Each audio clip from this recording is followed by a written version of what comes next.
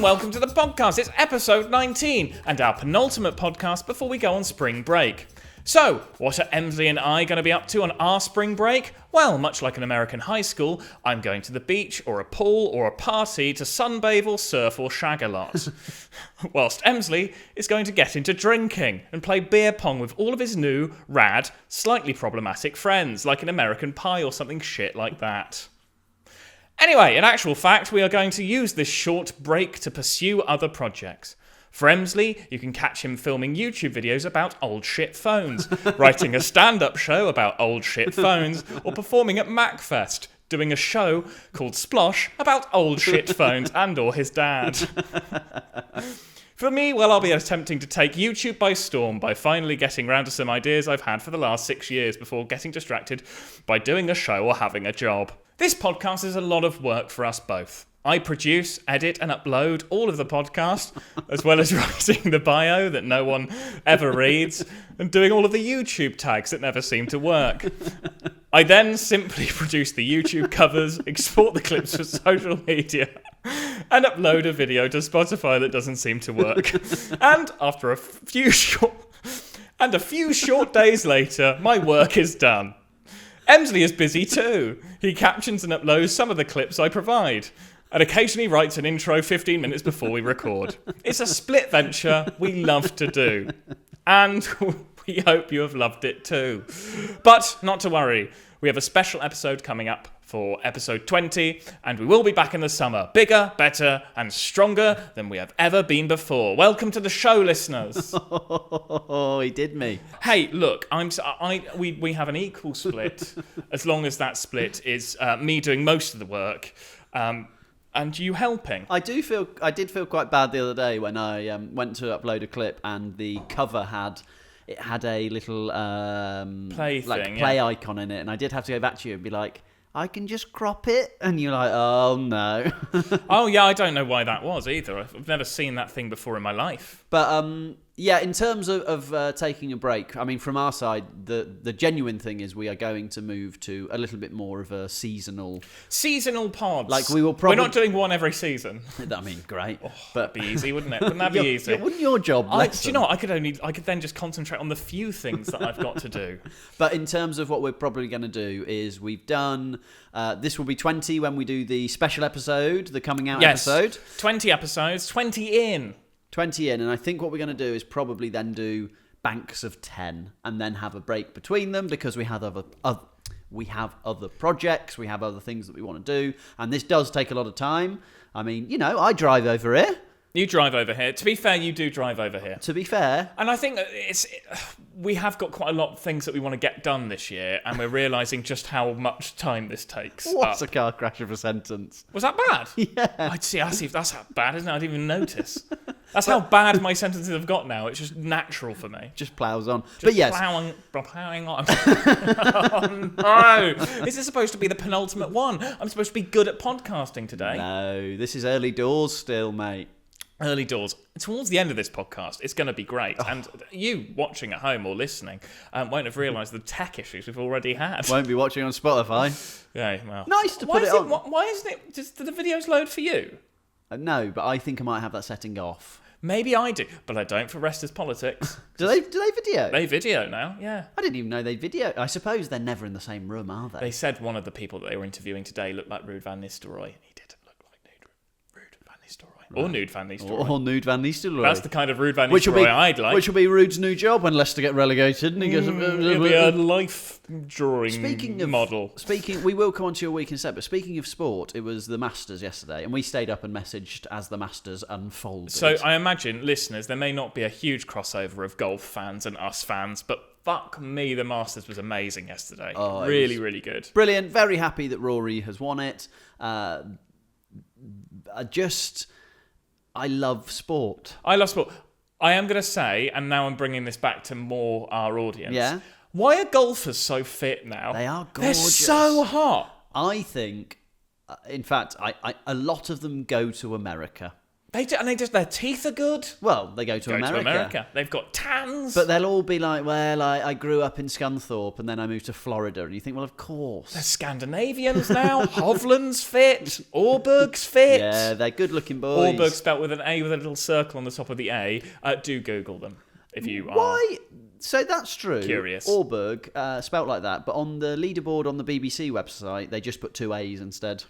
Really? Yeah. Maybe they just don't have they couldn't afford the circle on the top because they're struggling. We've all got the circle on the top. Even Apple have got. Well, I say even Apple. Apple have got everything. Apple know me more than me. I drove to a gig. I was driving. I was gigging in Nottingham this weekend. Lucky you. And I turned up. Turns out it was 2 gigs. Yeah. Surprise extra gig. That surprised me. Thank God I read in the lineup the early gig, because I would have been early anyway for the later gig, so I would have been fine. But I turned up, and on the way up I listened to the football on 5 Live, and on the way back I listened to the Masters, and it was fine. I would pay so much more for the licence fee. Knowing you, I imagine you were happy that you get extra money, but Yes. annoyed that you have to do extra work. For the gig? Yeah. Oh, God, yeah. If you could have got more money for one of those gigs. Yeah. You know we do comedy because we love it. Yeah. Yeah, but it's become a job now. Yeah, I do love it, but I'd had in my head, and this is no slight or anything about the venue. It was lovely. Had a really nice time. He has to say that. They might be listening. They won't be. I had it in my head that I would be able to leave at 9 and get home for midnight. What time did you leave? I ended up leaving at 10 o'clock. And I got in at 1:30 because they closed the M1. I got in at 1:15 on Tuesday because I was doing a gig in Taunton. But I need to read a book when I get in. I need something to bring me down. So what I have is a very hyperactive kitten. Sure, that doesn't... who bounces off the walls, and then I'm like, oh, how relaxing. Thanks, Chris. But before you go to My bed, cat's called Chris. what's your routine, regimen? PG version? Yeah, I don't want to... I'm not having a wank when I get home after a gig. Not when I'm you get too home tired. If Not you got home 1:30. at 1:15 a.m. and you thought Who's about having a wank after that? No, wank mad? you have to book in now in your mid-30s. Take a run up for that wank. No, I tend to go home. I like to watch something depressing on television. To go I do home. tend to go home. I seldom go elsewhere. Yeah. I'm almost always going home from a gig. No, I really am always going home from a gig. No, he is. He's I'm lonely. not one of those comedians who use it as a way to connect. You're going... A network. So you're going home... Going home, I get home, I think, come on, there must be something depressing and politicsy on BBC Two. There always is. At about that time, you're like, great, tell me what I should be sad about. Then really depress myself, think, right, I'm ready for sleep now. Go to bed. My brain will go, remember all of the worst things in your life happening. I'll play that on repeat. Is that every night? Not every night, but most. Oh. Then I managed to quash that out with the with a shit podcast that I don't need to concentrate on, and/or I'm too tired to focus on the things anymore. Then I do one of my favourite games, which is trying to list the football clubs in my head from A to Z of each sort of European league. Sure. So like the Swedish Allsvenskan or whatever it's called on it. Wow. Your life sounds sad. It does, doesn't it, when you put it like that? When you put it like that. It's not all the time. My head's not tough. always whirring at all of the shame, but sometimes it can give me a like the inside of my eyelids are like a cinema screen of all of the most shameful and awful things I've done. Anyway, have a lovely day, everyone. Good night. That is getting much better, I must say. I've been given some handy advice from a therapist. I get in, I clean my teeth, I read my book, I put on chapter 16 of Harry Potter. Every time it's for you, isn't it? The same chapter. Same chapter, and I've been doing that for 3 years. I've never finished it, so it clearly works at sending me to sleep. Why break a system that works? I put on my eye mask, off I go. The good thing as well is it the chapter where she hates women? Who's she? Have you seen this? J.K. Rowling hates women in Harry Potter things. I mean, chapter 16 is Sorry, I fucking hate that woman. Called Through the Trapdoor. Through the Trapdoor. And it's about... I never got to the point where they get through the trapdoor. I genuinely haven't. I've read the book ages ago, can't remember it.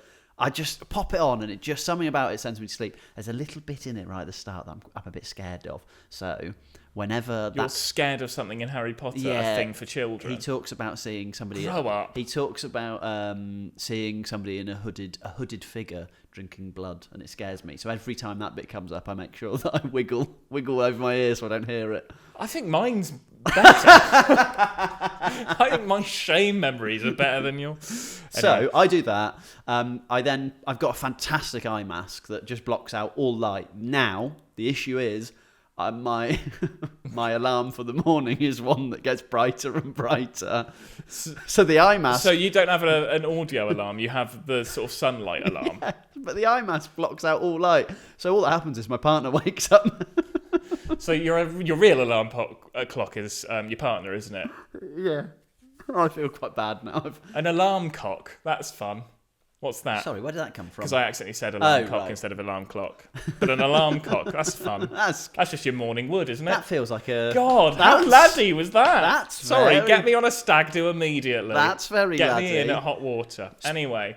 Speaking of stag do's, you've eaten like you've been on Henry VIII's stag do this week. I'd love to hear about it. It was another family-filled weekend. Yes. My mum and dad came up for their anniversary and my mum's birthday. They managed to double those up on a weekend. Clever. Great. Clever planning from dad or mum from when they were in their early 20s. Mum. Probably mum.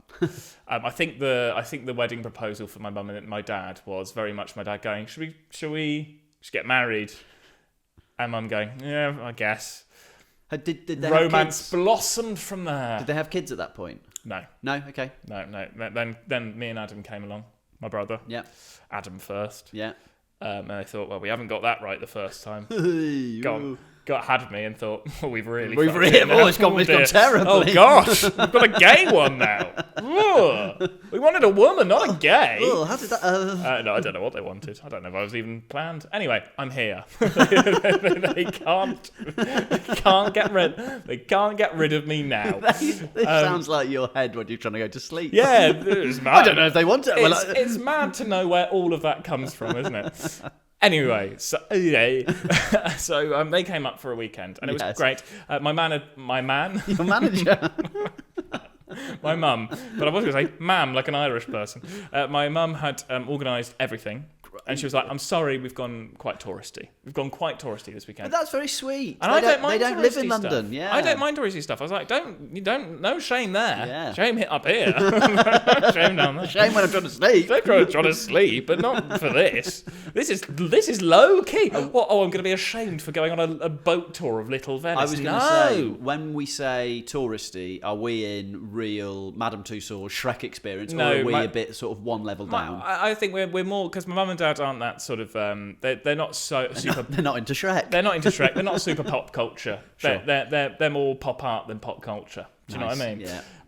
So we went for that classic pop arty thing, a boat tour around Little Venice. That's very cute. The guy was quite funny. The tour guide, London Boat Tours, I think they're called. It's on the nose. And the guy was very funny, very good. What were they? Did he punch you around? Punch me? No. Punt. Welcome to the boat tour.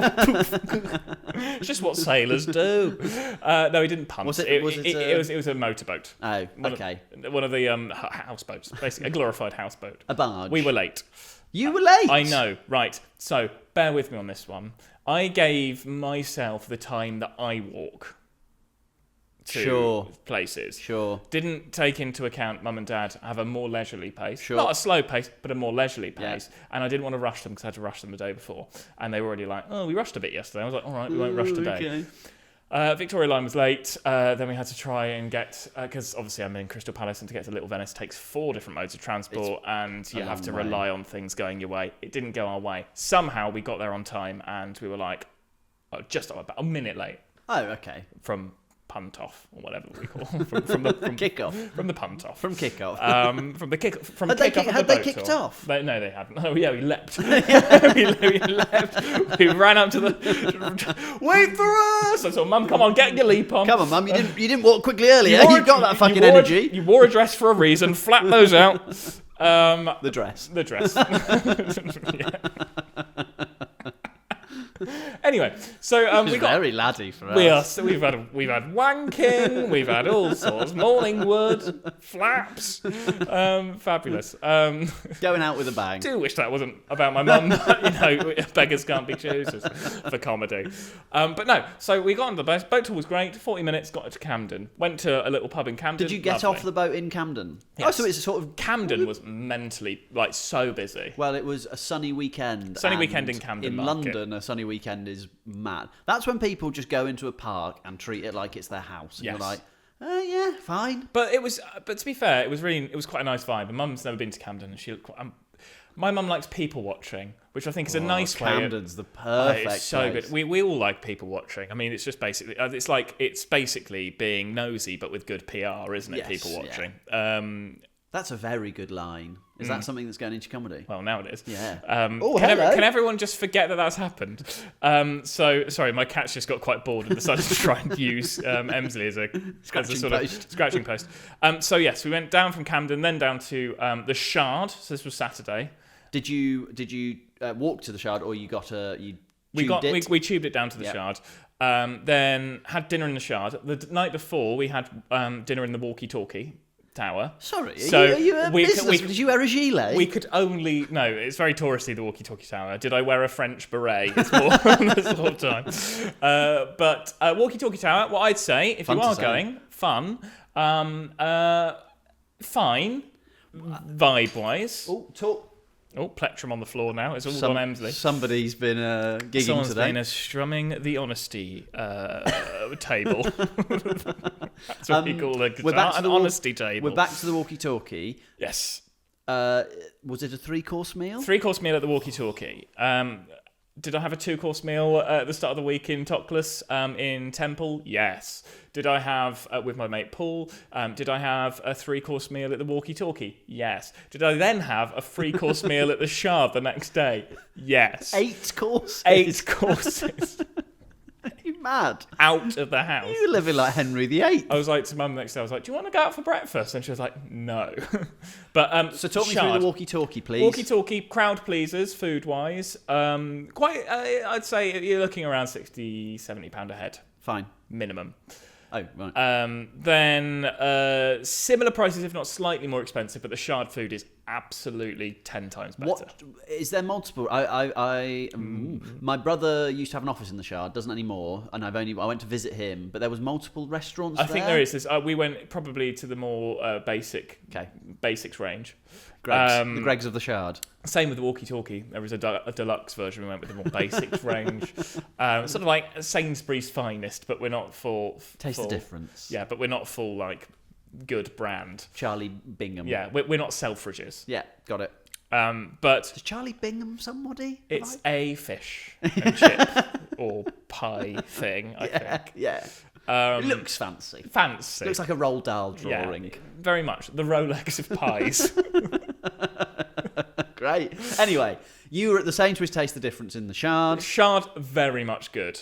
Very much good. We did the full 3 courses because my mum and dad won money on the premium bonds. They're like, it's all on us. And I was trying to get mum one of these meals for her birthday. And No. she wasn't having any of it. That's very sweet. That's kind of how I treat money as well. Like if I've won on the premium bonds or if I've won a bet, I'm like, well, this is just sort of. I think my mum and dad are coming to retirement age, and mum is getting like she's always been quite generous financially, but dad's always been more frugal. Yes. Let's just say. Yeah.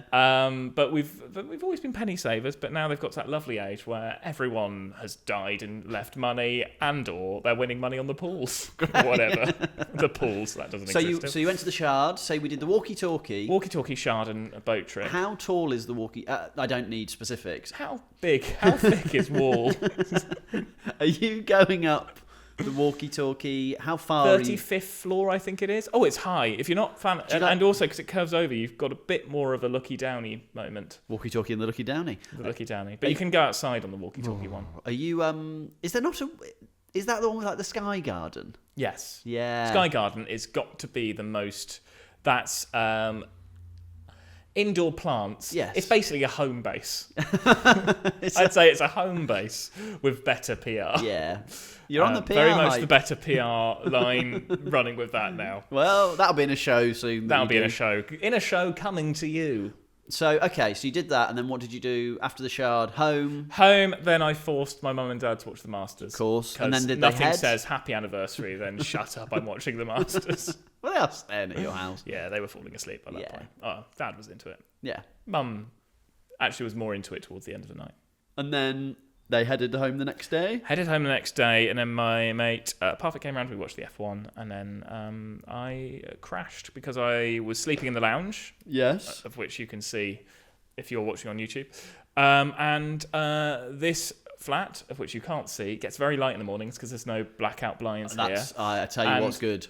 My eye mask is good here. Your eye mask. Yeah. I wish I had your eye mask because I had earplugs, but unfortunately that is nothing when Christopher, my darling Christopher, likes to basically slap me about in the mornings. Just like, fucking feed me, you prick, at about 5 o'clock. So I woke up at 5 every morning. So you were tired. Yes, and hence being slightly lethargic now. Yeah, sure. Because we're recording on Monday. Yes. So, that's my weekend. How was your weekend? Lovely. Went to a board game cafe on Friday. Played some... You love your board games? Yeah, I do. I love board games. Do you know we talked about... the Best board game? Top 3. Can you give me a top 3? The best board game...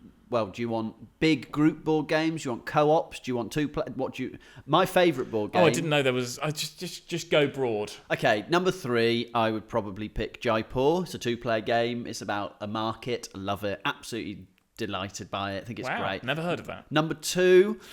what am I picking for number 2 as my board game? I think I'm picking... it's a great question. Tommy Pickering? You know what? We played it at New Year's. It's called Just One. I'm really enjoying that at the moment, where we all write a word and you have to convince somebody what the other word is. Love that. That's like a family. Just One. That's like a party game. Best game that I played. Still my favourite. Best Pandemic. Just the best. I've never played it. Oh, I could play it for... Is it basically Traitors? Which one's the Traitors? That's Werewolf, isn't it? No, that's Werewolf or Secret Hitler. Secret Hitler? Yeah. That sounds like the more far-right one. Well, you're a fascist. Or is it secret now? Or a Probably liberal. isn't secret. It's more like a very proud Nazi, that game's called now. But it's... Proud Hitler. I would... It's the version of Proud Mary we never... I wouldn't be... that one's okay. But Pandemic is a game where you're trying to beat the game together, be it 2 to 4 players. You're not playing against each other. So it's a really nice co-op game. I love it. Fun. Absolutely love it. So a co-op game sound quite fun then. So it's you against the world. Yeah, against the world that you've created. So Yeah. when we went on Friday, there was 4 of us. We played another co-op game where we were trying to defeat the board. It was called Forbidden Island, where you had to move around and like different parts are sinking and you have to save them and you have to capture lots of... Sounds brilliant fun. I feel like I could be a board gamist. I think you could be a board gamist. Do you have the patience for some of them? Yes, probably. I think probably. I can spend 45 hours on Football Manager. Mate. Yeah. I've definitely got patience when it comes to games. There is a thing when... So I when we went into the board game cafe, I grabbed one of the members of staff and I said, look, we love Pandemic. We're not coming here to play Pandemic because we have it. We wouldn't be here. And he was like, all right, mate, don't even take that tone with me. He was like, what are you doing? Hello, how are you too? Yeah. Oh, the first guy we met, this place is quite loud as well. It's in the Arches at Waterloo. So there's tubes going through. There's music going on. He spoke. Hello, how are you? Oh, no, you have to be loud. Hey, you been here before? And I was like, come on, mate. Oh, what are you expecting from a board game cafe, Come on. though? Well, I wanted someone... What, you expecting extroverts at the board game Well, I cafe? expected somebody who might be a little bit wizard. Hello. Wizard's hat. Hello and welcome. Roll the dice and ye may enter. Yeah. It's a 12-sided dice, you think. It almost doesn't land because there's so many edges. It's basically a ball. Roll the ball. So I asked this guy... Fair play, just skim over that character. I'm just going to crack on. I like the start of it. Yeah, and you really ran with it. Hey, that's what you have to do. And and myself. Some of it works and some of it doesn't. That's me. So this guy was like, well, this game is... He was great. Do that again? This game is... He wasn't that posh. But, come on, more. But when people start explaining board games, They sound fucking mad, don't they? I don't say it's a position I've ever found myself in. And then what you're doing here is you collect the divots, and then once you trade your divots in for a 17 Parsons, and then you trade a Parsons out, and you bring in a cut, and you're like... Great riffing, mate. You sure? So you and I thought, I got nothing. You sound like a part of a board game. I've got nothing. Let's bring you into the board game. So anyway, had a lovely time doing that. Saturday, went to view some houses. Yes, you're in house viewing mode. Potentially looking to... Very chilled with it, though. Like, we're not in any rush. There's no need to be in any rush as well, which is delightful. So we're just sort of seeing what's happening. You're not being evicted. Yeah. Everything's fine. This isn't Big Brother. We're seeing what's available. We saw a house that, on paper, on photos, when you looked at it online, you thought, yeah, this could be the one. This is a big, decent size, nice garden, got what we need. Turned up, they had gone bankrupt. So they'd completely not... So they'd shown the good bits, the highlights. On the photos, yeah. And then when you walk in, everything is in a state of disrepair. Like, as in... The stairs didn't have a carpet, that had been ripped up. The paint had been stripped like it was going to be painted. The kitchen, the highest spec kitchen I've ever seen. So they clearly put all of their money into the kitchen. And then the rest of the house, like they'd converted the loft. They put in one Velux. They had the space for another Velux. Just undone it. Just leave that. And the guy... Did they just paint and decorate a corner of the house and then go, well, let's just take a picture of that? It was weird. And the guy... How many... you don't actually have to say how many bedrooms and stuff was it? Was it further out? Yeah, a bit further out. So it's 3 bedrooms. God, that'd be nice, wouldn't it, to have more than one room? So then we chatted to the estate agent. He was very honest, very good actually. He opened the door and he went, "It's an interesting house today." And we were like, okay. That's the one word you don't want a house to be. No one has ever gone, do you know what I want to live in? An interesting house. No, you want to live in an inhabitable house. So they may well have been... Inhabitable? Habitable house. Habitable. Yeah, not an inhabitable. I want to live in an inhabitable house. They may well have been done by cowboy builders or something. I don't know, because I'm not sure, but... Do you do the whole... tapping walls, no, kicking tyres, but in the house sort of... If I had tapped those walls, they would have crumbled. Were coming down, mate. I avoided it. 3 bedrooms. 2 bedrooms, you say? Very good. They also outside, and this may well have been there before these owners, I don't know, but there was a shed that was just sort of a bit shit. So instead of fixing that shed, they just had another shed behind that. And that was it was kind of like... a shed extension. But then they had another... It was like the 3 stages of man. It was like shit shed, middle shed, good shed. And I thought, just get... The evolution chart of man. The evolution of shed. It was odd. So anyway, that wasn't a sale. What's in the birth of shed? That wasn't good. So then we went to another one, which was really delightful. A little bungalow, a little bit smaller. Oddly, it was a beautiful day, as you said, as you were around Camden.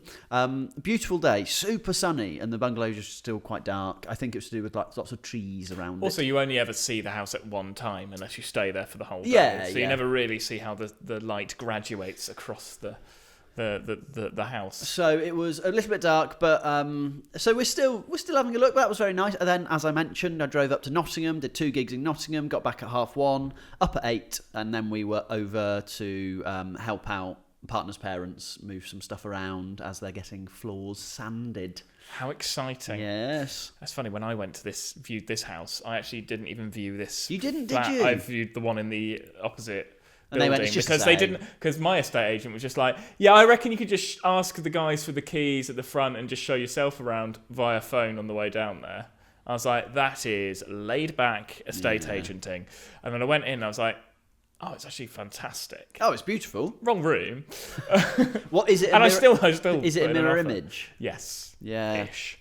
Sort of. This is slightly smaller in width, and I didn't realise that until because I still had a big sofa from a different place, and I was like, "That's never going to fit." It fit. Listener, it fitted. It fitted. So yes, we're doing that, and then what have I done today? I rented out a rehearsal space. Like a screaming room. Yeah, not Because in London, if you don't live in London, you may have space to be able to be noisy. But in London, you are constantly around neighbours where you worry about the noise. And when I'm trying to write my show, Of which, sorry, Rhiannon. I'm trying to write my show, and within that, I'm trying to write songs for it. And when I'm trying to write a comedy song, I will often play the same chords for hours.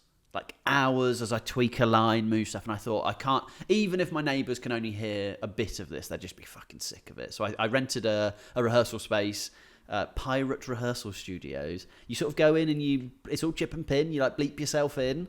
I like that. No people, no human interaction. No humans. And so I got there at 10 today. Let me tell you, nobody else was there at 10. And there was maybe like 15 different rehearsal rooms. There was then 7 recording studios, a DJ room, a drum... DJ! Drum recording DJ! room. And then it was... Here's the klaxons. Here he is.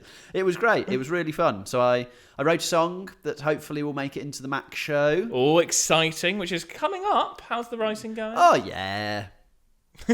How many weeks? Don't worry about that. Yeah? Yeah, don't worry about that.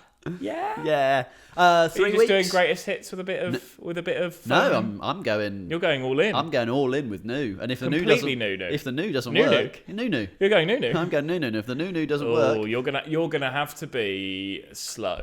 I'm gonna. Oh yes, we haven't talked about that. So I did a gig in Porthcawl, which was an absolute fucking delight. No, it was delightful. There was just the audience were on board with they were so lovely, so sweet, and they hung around at the end, which again was very nice. And this 60-year-old lovely Matt, I'm going to guess 60, he came over to me and he went, I wanted to tell you something. I went, oh yeah. And he went, I loved that you didn't give us a chance to laugh. So if people haven't seen Emslie perform live, he has a wonderful ability to quick. just absolutely fire through his set at a rate of knots. He tries to create this kind of like a rolling laugh through pace, which is a technique that sometimes it's a technique that you mean to do. Sometimes it's just I've got to be somewhere. Well, sometimes it's if you're emceeing, it's right. Let's get this rolling. Yeah. But I think there is definitely an element of. Oh, Christopher. Sorry. Keep going. Keep talking. I just cough, so I'll give it a sec. Sorry.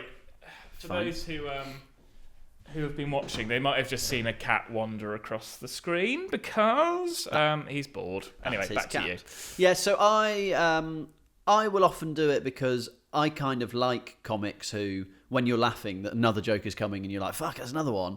Ed Gamble's very good at that. Sometimes that works really well. Sometimes it doesn't. A lot of people tell me to slow down, and I do think I need to slow down. You do sometimes. But it was very sweet from this guy. And you loved that. You were like, I'm going to use that every time Parsons tells me to slow the fuck down. It was just really nice. And then he said to me, I can't wait. He said, I can't wait to see you in the pavilion.